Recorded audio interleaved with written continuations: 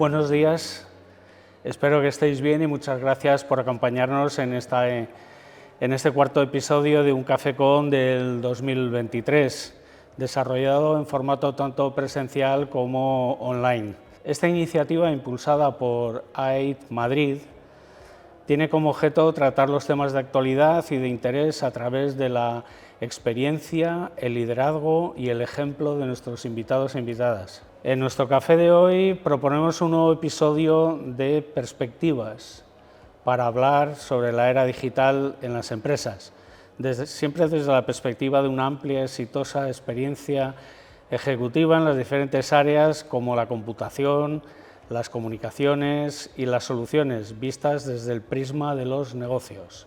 Damos la bienvenida a nuestro invitado Francisco Román. Buenos días, Paco. Buenos días, Víctor. Encantado. Muchas gracias por aceptar esta invitación en esta que es tu casa. A ver, es un placer estar aquí y es verdad que la siento como mi casa. Quiero decir, son tantos años de ingeniero, tantos años de colegio que la siento como mi casa. Francisco Román, ingeniero de telecomunicación por la Universidad Politécnica de Madrid, es PDD por el IES, cuenta con más de 45 años dedicado al sector de la informática y las telecomunicaciones, 35 de ellos como primer ejecutivo de multinacionales. Ha sido CEO y presidente de Vodafone España de 2003 a 2019. Tras su paso por Hewlett Packard, AirTouch Internacional, Microsoft, Ibérica y Vodafone, ha sido también presidente de la compañía March RS, perteneciente a la banca March, y la Fundación Seres. Asimismo, es profesor de Dirección General en la Escuela de Negocios de IES, miembro del Consejo Asesor de la Universidad Europea de Madrid, del Consejo Profesional de ESADE y del Consejo Profesional de la ETSID de la Universidad Politécnica de Madrid. Pertenece a la Junta Directiva del Círculo de Empresarios, al Consejo de APD y es patrono de la Fundación Caser. Francisco fue proclamado Ingeniero del Año en 2003 por el COIT. Antes de comenzar el diálogo, quería recordaros que podéis enviar vuestras preguntas al email que aparecerá en el rótulo de comunicación aitm.es. Las preguntas serán respondidas al final de la conversación. Comencemos con el diálogo. Estupendo. Paco, dada tu amplia experiencia en todos los palos de la era digital, te propongo comenzar por los servicios de operador de telecomunicaciones. Cuando comenzabais con el despliegue de la red GSM, primero en AirTouch, Airtel y finalmente en Vodafone, se trataba de construir una red para poder llegar a dar servicios al mayor territorio posible, lo que implicaba enormes inversiones con una dimensión, con un reto hercúleo junto al alto coste de oportunidad que había que pagar en aquel momento para poder competir con Telefónica. Hoy los operadores sacan las redes de sus balances y se los venden a otras compañías de infraestructuras que llegan a tener más valor cotizado que el de las propias operadoras que dan el servicio. ¿Qué está sucediendo con este movimiento? ¿Volverán los operadores de servicios finales a recuperar esta posición de liderazgo? Por último, ¿caben tantos operadores como los que hay en Europa en el mercado? Esta es una pregunta compleja, donde parte de la respuesta está embebida en la última pregunta. Pero vamos a ver, si recorro tu propia pregunta, es verdad, yo recuerdo cuando desplegamos Airtel, el desafío era la cobertura. No estabas, tenías que estar, tenías que llegar a muchos sitios. Pero eso hacía que la red fuera muy importante. Pero luego iban viniendo oleadas tecnológicas, el 3G, el 4G, toda la parte de datos, y la red seguía siendo importante. Yo crecí, digamos, con la idea de que la red era fundamental.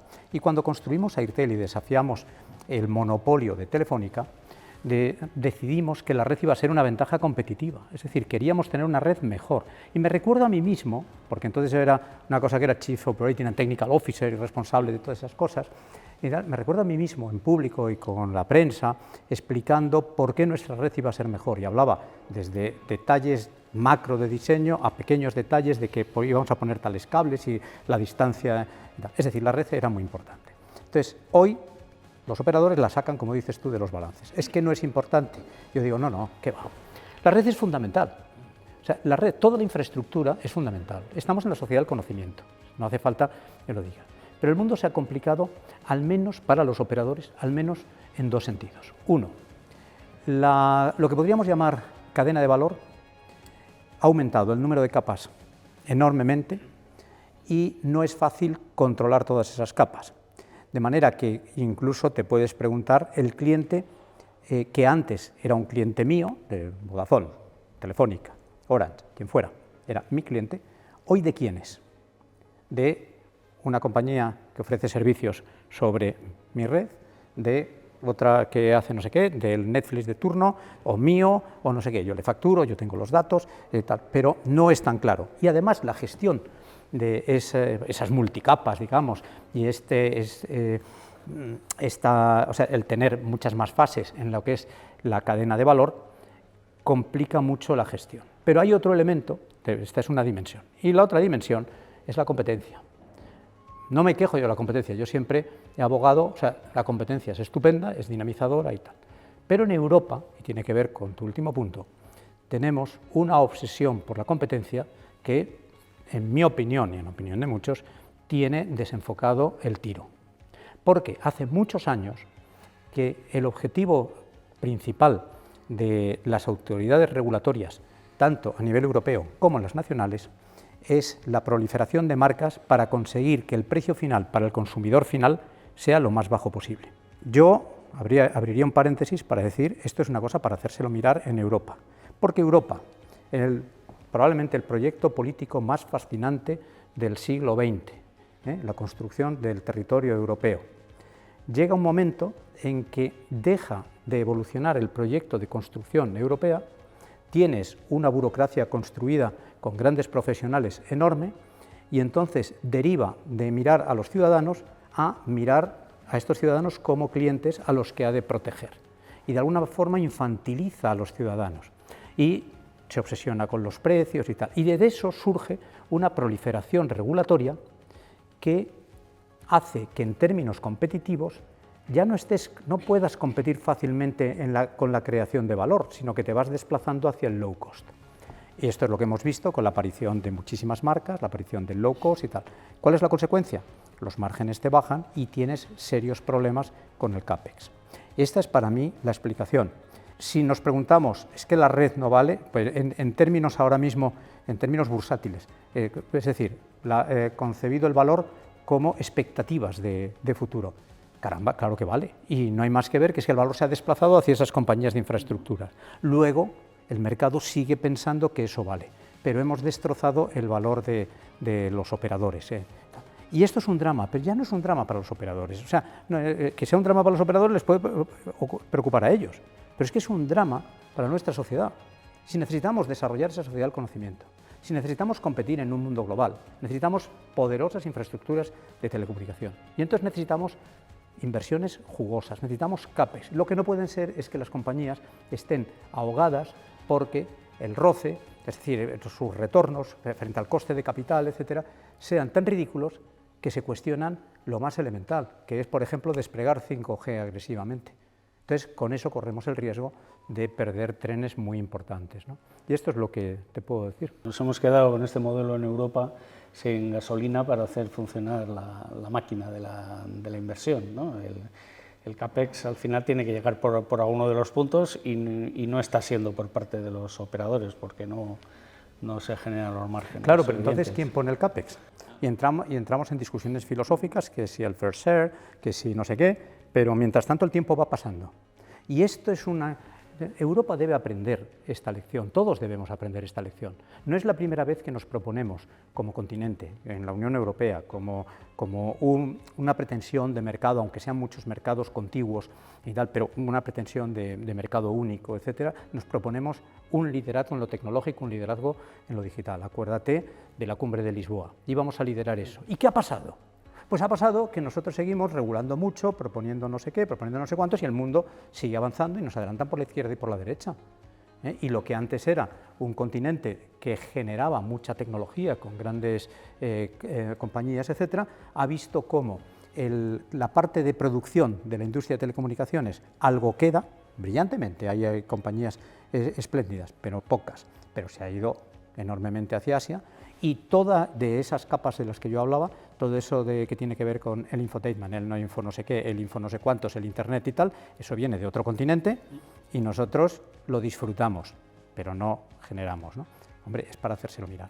Interesante reflexión.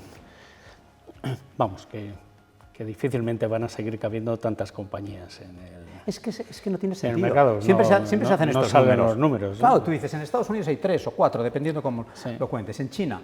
¿Y en Europa? ¿Cuántas tenemos? De cierta dimensión, 130. Si ampliamos el espectro, innumerables, como los mártires, o sea, innumerables.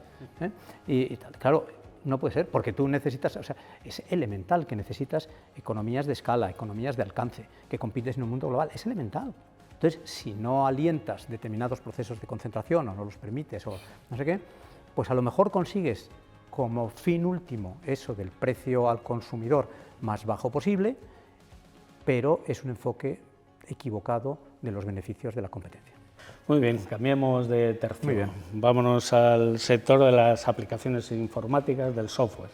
Ha habido una gran evolución en la manera de concebir las aplicaciones en los últimos años, desde el uso de máquinas secuenciales, que ahora que ya por fin el despliegue masivo de las familias de la inteligencia artificial está haciendo que miremos hacia otro tipo de máquinas y de sistemas. Precisamente Microsoft, la compañía que dirigiste en la península ibérica, ha lanzado el ChatGPT-3, pero lo ha puesto en manos de miles de millones de computadores con usuarios. Esto es un movimiento de gran escala que ha producido una enorme conmoción en todo el mercado. ¿Estamos preparados para asimilar esta nueva forma de la IA generativa?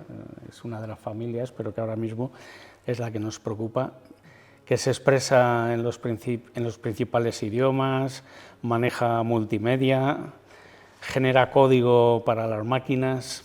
De hecho, un grupo de principales expertos en inteligencia artificial han escrito conjuntamente una carta en la cual han solicitado una moratoria, ¿no? 6 meses. Para la puesta en práctica de esto. Claro, las cotizaciones, las necesidades financieras de las compañías tecnológicas también, etcétera, pues no están para grandes reflexiones tampoco, pero ¿qué puede significar todo esto? ¿Cabe regularlo antes? A ver, empiezo por lo de la moratoria, ¿no? Porque me estás hablando del ChatGPT, es decir, la inteligencia artificial generativa, que yo creo que todos hemos empezado a utilizar y nos hemos quedado pasmados, ¿o no? ¿Verdad? Sí, O sea, le pides cosas asombrosas y obtienes cosas asombrosas.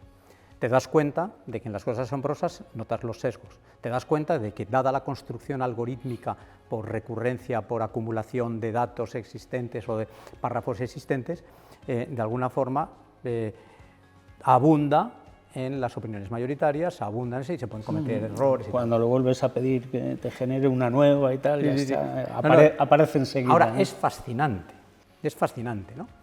Pero te puede asustar. Y nos encontramos con esta pretensión o esta propuesta de moratoria, ante la cual lo primero yo la vi con asombro, porque vi quienes firmaban. Y ahí estaba Harari, por ejemplo, ¿no? Y estaba Elon Musk, y toda esa gente sabe mucho más que yo. Ahora, yo digo, ¿una moratoria para qué? En 6 meses no somos capaces de generar un modelo regulatorio, porque esta es una de las características de las tecnologías disruptivas. Es muy difícil regularlas. Pero ¿cómo vamos a regular en 6 meses la inteligencia artificial si llevamos años tratando de regular los patinetes en la calle y no lo conseguimos? Es decir, por decir un ejemplo palmario, tangible, Simple. etcétera, ¿no? Simple, ¿no? Así que me parece que es un poco ingenuo por 2 razones. Una, porque en 6 meses tú no regulas, no vas a conseguir regular, y después porque, a ver, el mundo es como es. Cuando tú pides, vamos a pararnos todos, estás seguro de que se van a parar todos. Tú estás seguro de que se van a parar en otros continentes, en otras naciones, en otros grupos y tal. Yo tengo mis dudas, vamos a decir, ¿no? Con lo cual, eso me parece ingenuo. Entonces, luego, yo me estremezco viendo las posibilidades y leo todas estas historias de la posibilidad de que no sepamos distinguir la realidad de la falsedad, la verdad de la mentira, y me pone los pelos de punta. Pero a la vez, casi antropológicamente, yo creo que hay que ser optimistas, porque si miramos la historia de la humanidad, todas las tecnologías disruptivas que han surgido, han aparecido como amenazas, han asustado, pero han sido asimiladas y han producido más progreso que daño, acompañando el daño. Y me da igual que sea el estribo del caballo, por decir una cosa simple que permitió que determinados pueblos conquistaran, no sé qué, el motor de combustión frente a los caballos, a la telefonía móvil, y hemos vivido, los que hemos estado en eso, que si las antenas, que si... Mira, me viene ahora a la memoria una cosa, una obra de teatro de un brasileño, me parece que se llamaba Oliveira, que era sobre Esopo, cuando Esopo era esclavo. Y entonces Esopo le dice a su dueño: aprende, Santos, que todo hombre, porque no le quiere dar la libertad, que todo hombre está maduro para la libertad. Entonces yo creo que una de las cosas que tenemos que aprender es que siempre estamos maduros para lo que somos capaces de generar. Pero esto es una declaración de optimismo, quizá infundada, porque empezaba diciendo que toda esa gente sabe mucho más que yo, ¿no?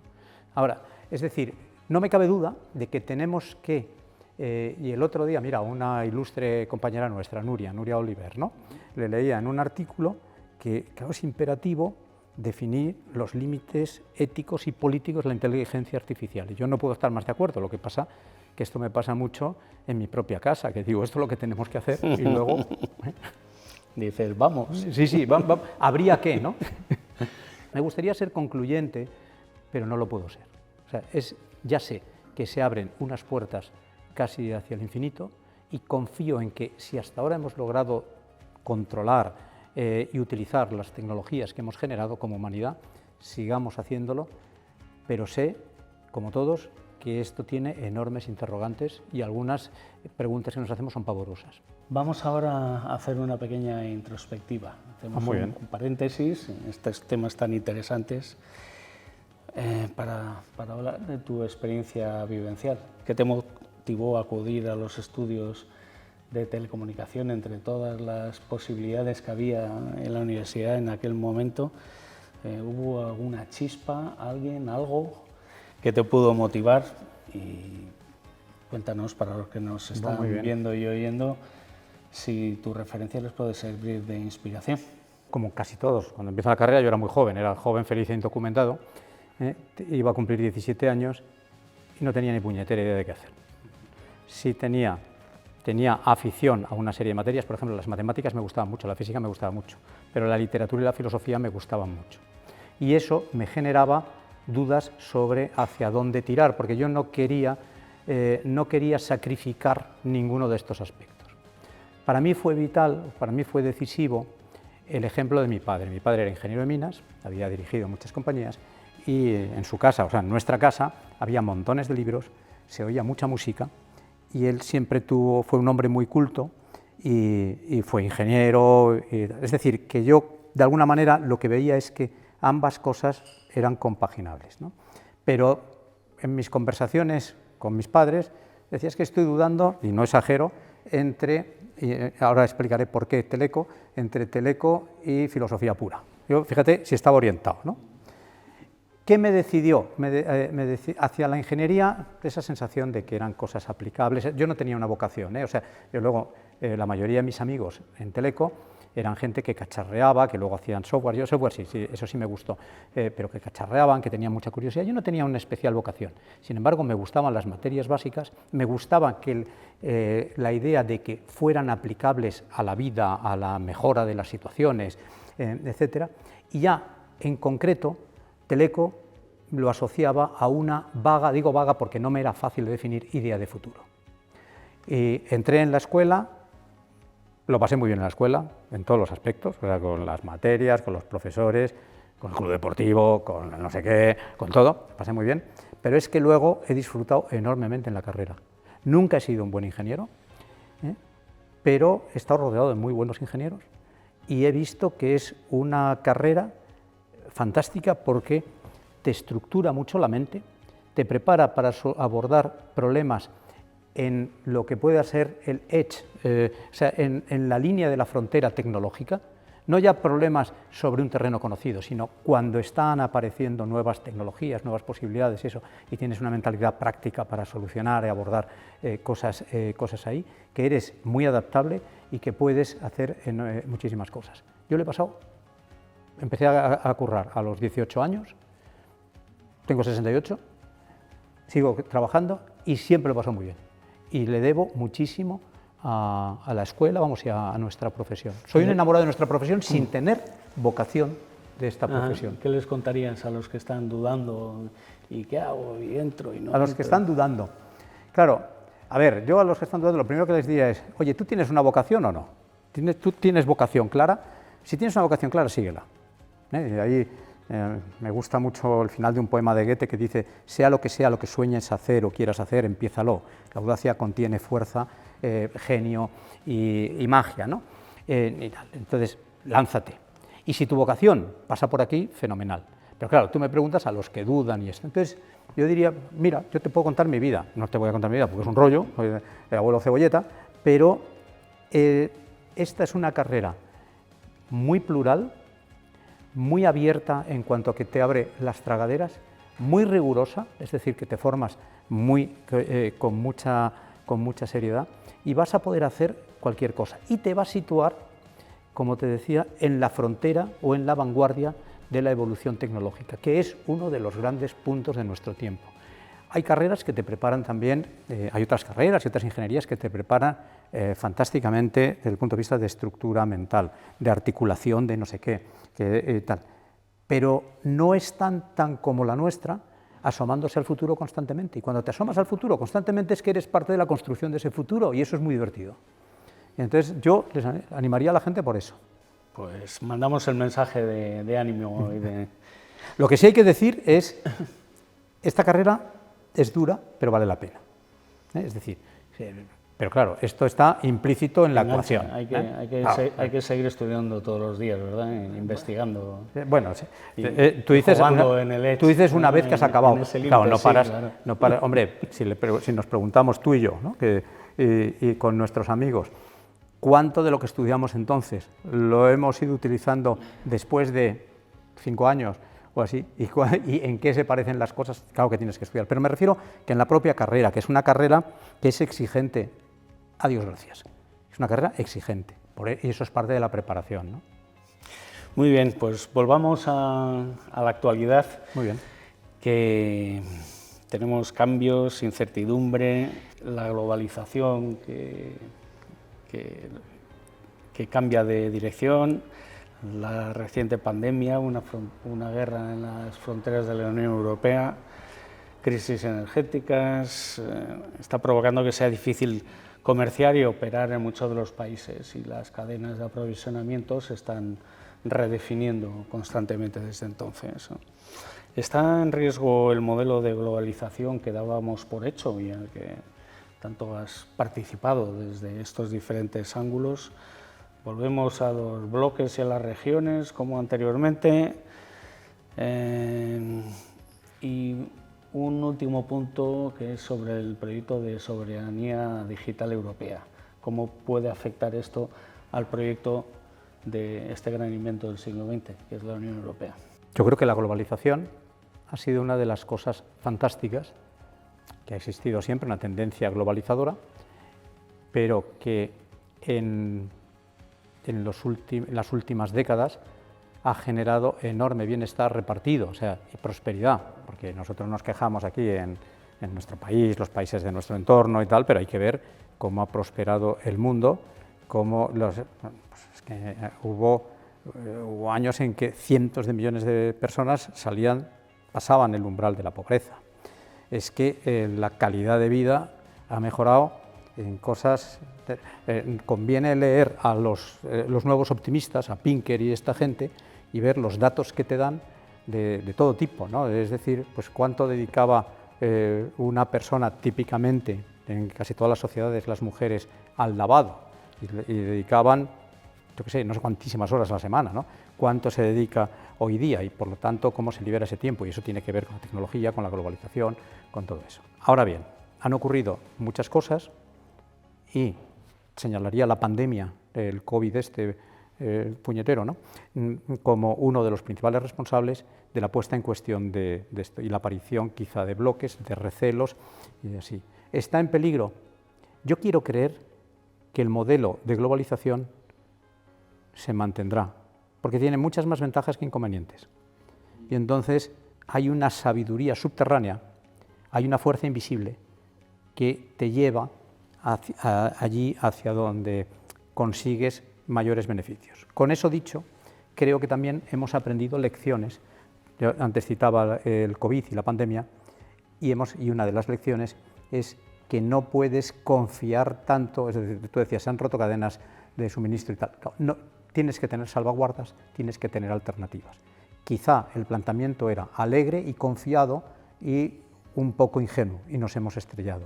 Entonces, sí me parece que tienes que tener salvaguardas y dedicar atención a las regiones naturales. ¿Cuál es la región natural para nosotros? Europa. Y esto concilia con tu última pregunta. Pero antes de meterme con eso, con la soberanía digital, diría, pero es muy importante entender que lo último que necesitamos es construir conjuntos disjuntos. Es decir, una cosa es que tú vives con tus vecinos, pero tienes tus medidas de protección en tu casa. Pero abres las puertas, sales, socializas, bajas al bar, etcétera, etcétera. Bueno, pues esto tiene que ser igual. Comercias y comercias con Asia. ¿Cómo no vas a comerciar con Asia si es el mayor elemento productivo? Si van a ser muchos más que nosotros. ¿Cómo no vas a intentar ir a los mercados americanos? ¿Cómo no? Claro, todo eso lo tienes que hacer. Pero a la vez tienes que entender que hay un recinto más natural para ti donde tienes que tomar determinadas protecciones. Y no es, como creemos en nuestro país, la comarca, que parecemos los hobbits, cada uno con lo suyo. No, el nuestro es Europa, ¿no? Y entonces tú me preguntas lo de la soberanía digital. Sí, pero no sé si tiene en este contexto ya no, a mí me parece el sentido original o yo creo que sí que tiene sentido, porque yo creo que sí que tiene sentido y que Europa tiene que tomar medidas no ingenuas de aseguramiento de esa soberanía digital. Y entonces hay cosas, yo por ejemplo, cuando oigo hablar de IRIS y los satélites multiorbitales y no sé qué, y una red propia, lo escucho con simpatía porque me parece que puede aportar determinadas cosas de seguridad. Yo creo que los enfoques tienen que ser sensatos, por ejemplo, es decir, admitir cómo es la realidad. ¿Qué duda cabe que en determinado espacio que a todos nos ocupa hay 3 o 4 grandes suministradores que son americanos? ¿Vale? Bueno, ya sabes de quién estoy hablando, ¿no? Bueno, pero la soberanía del dato es importante. Y para la soberanía del dato tienes la posibilidad de que grandes compañías europeas lo trabajen con esas compañías y aseguren que la soberanía del dato está aquí. Yo creo que esto es lo que hay que hacer. Es ingenuo tratar de sustituir a esas compañías porque la ventaja, el no sé qué, todo esto, eso está hecho. Pero tienes que construir espacios de soberanía en ese sentido. Yo creo que es importante, que es posible, pero que tenemos que tener enfoques realistas y saber que en la vida es muy importante distinguir qué es lo que no es delegable, qué es lo que tienes que proteger y no liarte con la pretensión de que todo sea tuyo, ¿no? Ante esta situación, ¿qué retos destacarías en este momento, en esta era digital que estamos estrenando? Si sacamos una foto hoy. Retos para la sociedad, para el mundo, para las empresas, para las personas. Sentido. O para todos. Puedes elegir. Puedo elegir, ¿no? De lo macro a lo micro, si quieres, ¿no? Aunque todo es macro. Lo primero, yo comulgo mucho con esta idea antes citaba a Harari, ¿no? De que los dos grandes riesgos del mundo hoy son el riesgo de colapso ecológico, tiene cambio climático, cosas de este tipo, y el impacto de la disrupción tecnológica, lo que quiere decir eso, ¿no? En personas, en la sociedad y no sé qué. Entonces nos vamos a lo segundo. Lo primero es el gran reto, pero tú me apuntas a lo segundo. Ante estos retos, lo primero que hay que decir es que seguramente por primera vez son retos que no pueden ser no se puede enfrentar los poderes tradicionales, los gobiernos no lo van a solucionar, porque o son democráticos o no son democráticos, pero tienen plazos cortos, no tienen presupuestos y tienen maquinarias pesadas de trabajo.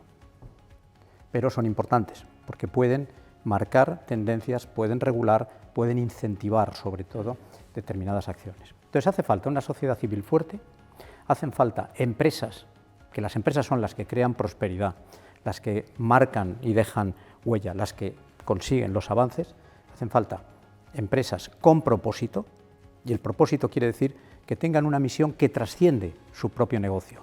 Empresas que comprendan que la sostenibilidad es importante, y la sostenibilidad en términos económicos para la empresa quiere decir ganar dinero durante mucho tiempo.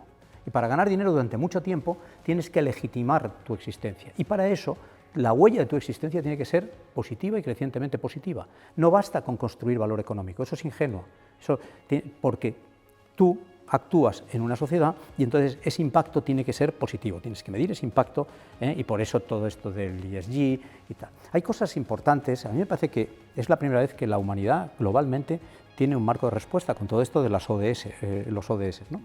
Por ejemplo, me parece que el primer desafío es de este tipo, es decir, un ecosistema inteligente donde empresas con propósito, una sociedad civil fuerte y gobiernos colaboren entendiendo el papel de cada uno para afrontar estos desafíos. Y ahora me voy a la parte, la digitalización, claro, los desafíos son de todo tipo. Uno de ellos es el que hemos tocado de puntillas antes y que no sabemos, yo por lo menos no sé responder, ¿no? Si nos desbordan estas tecnologías y amenazan no sé qué cosas. Luego, otro es, si vamos bajando, otro muy claro es que la tecnología, que la disrupción tecnológica que nos lleva, lógicamente, a una sociedad más tecnológica, más flexible y quizá más desigual, pues está bien lo de tecnológica y flexible, pero no más desigual.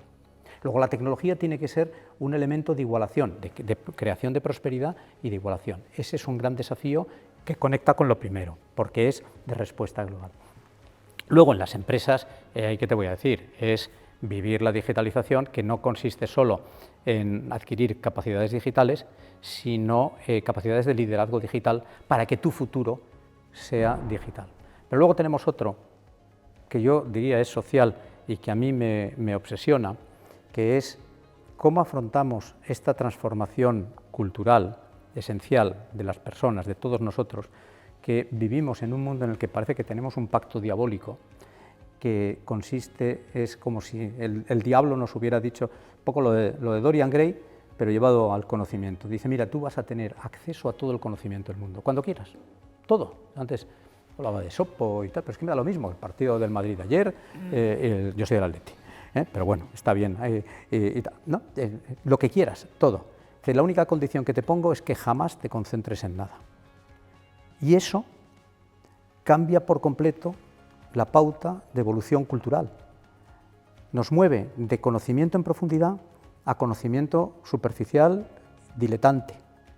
Y lo notas en la educación. ¿Y qué consecuencias tiene esto en la formación de las personas, en las relaciones entre personas, etcétera?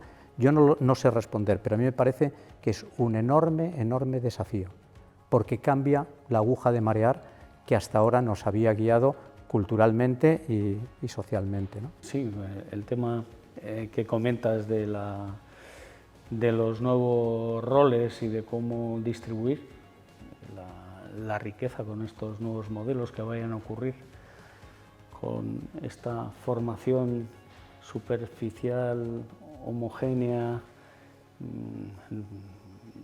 vamos a tener difícil poder encontrar puntos de mejora tangibles, puesto que si no hay especialistas, es un poco la contraposición a la especialidad, si no hay especialistas no podrán tener lugar estas evoluciones que hemos visto de cómo alguien muy brillante o muy pertinaz consigue introducir cambios revolucionarios, pequeños muchas veces, pero que entre todos son los que mueven la rueda, ¿no? Es verdad, pero hay un riesgo añadido, que es que aparezcan un poco lo que hemos visto, digo esto con todo respeto, pues un gran admirador de toda la cultura americana y esto, ¿no?, de los Estados Unidos, pero algo que vemos en los Estados Unidos, que es la proliferación de bárbaros especialistas.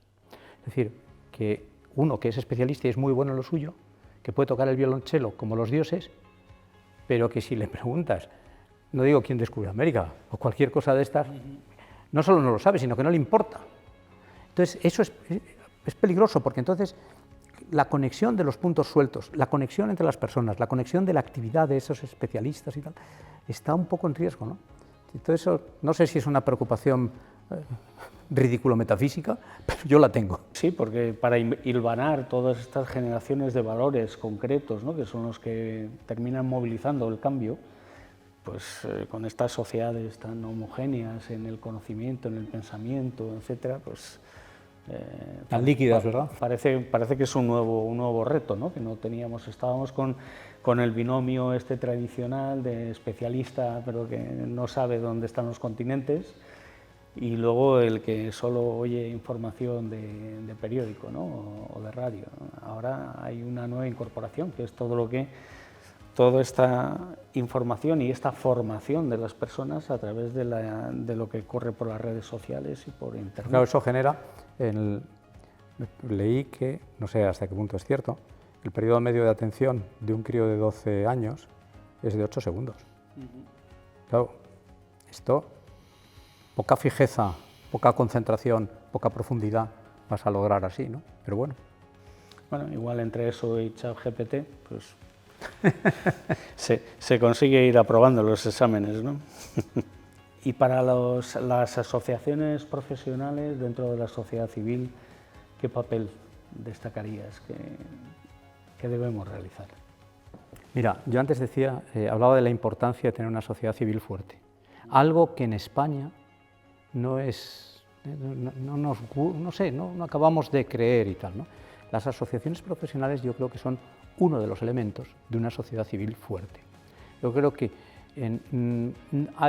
no consiste en tener un corporativismo protector, no consiste en ser paternalistas con los tuyos, consiste en desarrollar una inteligencia colectiva basada en unos conocimientos comunes, en un enfoque profesional común que pueda aportar a la sociedad, ¿no? Entonces, a mí me parece que hay que hacer cosas como las que se hacen aquí, es decir, debates que promuevan el diálogo, que promuevan el intercambio de ideas, formación en los campos, aventurarse un poco en lo desconocido, reskilling para asegurar, porque claro, en nuestra profesión esto es permanente. Es muy largo, además. Claro. Entonces, todo ese tipo de cosas yo creo que le corresponde a las asociaciones, pero todo esto bajo un paraguas de altura de miras. ¿Sabes? Queremos un mundo mejor y vamos a contribuir con lo mejor que profesionalmente sabemos hacer a construir ese mundo mejor. Entonces, y abogar, pues, empresas con propósito, pues no sé qué, el impacto social, la huella social que dejan las empresas, todo este tipo de cosas, ¿no?, que deja la tecnología. Muy bien, pues tenemos tarea entonces por delante, ¿verdad? Bueno, es lógico porque hay mucho que hacer y además nosotros, y también digo afortunadamente, yo decía, trabajamos con la tecnología, con todo tipo de tecnologías. Yo vi cómo Julio Linares hacía aquí, con esa capacidad que tiene, que yo no conozco a nadie, tan brillante, exponiendo eso, de todas las tecnologías que pasan por nuestras manos. Tú lo oyes y es abrumador, ¿no? Entonces, eso te dices que es muy complejo, pero claro, las posibilidades son tremendas. Le añades el factor tiempo, que por eso decía yo que está siempre en la frontera, en la vanguardia de lo que está ocurriendo, entonces no puede ser fácil. Pero lo que hay que tener es el convencimiento de que colectivamente debemos contribuir a un mundo mejor con nuestra aportación. Y esa altura de miras yo creo que es una cosa obligada para un colegio profesional y tal. O sea, a mí eso me gusta, y en cambio lo que no me gusta es cuando un colegio se preocupa de que si los salarios, que está bien, o sea, pero que si los salarios son estos, que si los de entrada son tantos, que si no sé qué, y tal. Eso me aburre. Muchas gracias por contestar y por dialogar sobre estos temas, pero ahora tenemos algunas preguntas que nos han llegado por parte de nuestros seguidores y Cintia nos las va a contar. Buenos días, Paco. Muchas gracias por acompañarnos y gracias a todos los que nos han hecho llegar sus preguntas. Intentaremos contestar a todas ellas y si no lo haremos de manera offline más tarde. La primera pregunta que nos hacen es ¿cómo crees que están valorados los profesionales españoles, en concreto los del ECO, en comparación con los de otros países? ¿Crees que están los perfiles de directivo a la altura de los países líderes? Fíjate, yo creo que sí. Yo creo que sí. Los telecos españoles y aquí hay algunos, y estoy viendo alguno en la audiencia, de gran recorrido profesional y tal, pues podrán acreditarlo también, ¿no? Pero los telecos españoles son muy valorados. Yo tengo una experiencia personal, es ya de hace mucho tiempo, ¿no? Pero claro, yo dirigía AirTouch, que era el principal accionista de Airtel y socio tecnológico, líder en comunicaciones móviles. Y AirTouch ganaba licencias en los distintos países y el proceder era siempre el mismo. Traíamos un montón de ingenieros americanos o los expats, que los tenías, y contratabas ingenieros locales y empezaban a trabajar con ellos en algunas cosas como la radiofrecuencia y los diseños. Es una combinación de técnica y casi arte. Y la estipulación era, en un año, esos ingenieros ya podían volar solos. En España, en 5 o 6 meses volaban solos. Y yo vi cómo los ingenieros americanos se retiraban mucho antes porque nuestros ingenieros eran muy buenos. Y eso sigue siendo así. Ahora bien, en el entorno internacional, lo que nos ha pasado a los españoles es que, para empezar, hablamos mal inglés. Y para seguir, a nosotros es que agradecemos que nos dejen estar en clase. No queremos ser el primero de la clase. Cuando dices sentaos aquí, sentaos delante, los españoles hacemos así y nos quedamos. Entonces esto nos ha perjudicado siempre. Por contraste, nos comparamos, por ejemplo, con los italianos, y quien ha estado en multinacionales ha visto italianos por todos lados. Eso ha cambiado, afortunadamente. Hoy hay españoles por todos lados, que hablan inglés, claro, no como hablamos los mayores, con un inglés que se nota que desde luego no es de Oxford, y así, ¿no? Hablan muy buen inglés, y hay muchos directivos españoles por ahí. Pero, insisto, el reconocimiento de nuestros profesionales me parece que es muy alto, como es lógico, porque es un dato objetivo, son muy buenos. ¿Y qué les recomendarías para tener un currículum completo? Hombre, lo de la Brillère, definid y no disputaréis, ¿qué quiere decir un currículum completo, ¿no? Pero yo lo que diría es, mira, de la escuela se sale muy bien preparado. Vale, pues al día siguiente empieza todo. Entonces, múnete de algunas cosas que son imprescindibles, por ejemplo, un buen inglés. Hoy no puedes, y si puedes hablar más idiomas, perfecto. Y ahora, continúa estudiando siempre y ten una actitud de esponja, de absorber durante toda tu vida. Y ahora, dependiendo también de a qué te quieras dedicar en el futuro, pues amplía tu espectro de curiosidad más o menos. ¿Qué quiero decir? Yo, claro, gran parte o la mayoría de mis mejores amigos vienen de la escuela, y la pandilla, salimos juntos y desde primero y tal, ¿no? Entonces, los hay que han tenido una carrera brillantísima técnica. Los hay, como yo, que si hubiéramos tenido que tener una carrera brillantísima técnica nos habrían echado porque éramos muy malos. Y entonces hemos tenido, nuestra inutilidad nos ha ido empujando a vender, a dirigir, a cosas de estas. Pero hablando en serio, si tu vocación está más por la organización, por la gobernanza, por el liderazgo, es decir, dirigir colectivos para conseguir cosas, etcétera, entonces nútrete de otras cosas, aumenta tu curiosidad y presta atención a las cosas que ya no son de la escuela, que ya no son de tecnología. Lo de la tecnología es imprescindible y por supuesto tienes que ser autosuficiente, no vas a de la misma manera que hace unos años no podías sobrevivir si tú no manejabas el Excel, hoy sin programar una serie de cosas, sin manejar algo de inteligencia artificial, pues tampoco puedes. Es decir, esas herramientas las tienes que tener. Pero ahora cultiva cosas que tengan que ver con la psicología, que tengan que ver con la conexión, aunque suene cursi, del alma humana, ¿no? Entonces, estimula tu curiosidad, presta atención a todo y no seas un botarate que solo trabaja en la tecnología. Pues tenemos que ir terminando este interesantísimo diálogo. Quisiera recordar que el Café Com podrá verse en cualquier momento desde el canal de YouTube y de nuestra web de AID Madrid. Recordad que en el email comunicacion@itm.es podéis enviar vuestras sugerencias de temas, invitadas e invitados para futuros Cafés Con. Muchísimas gracias a Francisco Román por acompañarnos en esta sesión y muchísimas gracias a todos los que habéis estado conectados y presentes en la sala. Hasta el próximo Café Con.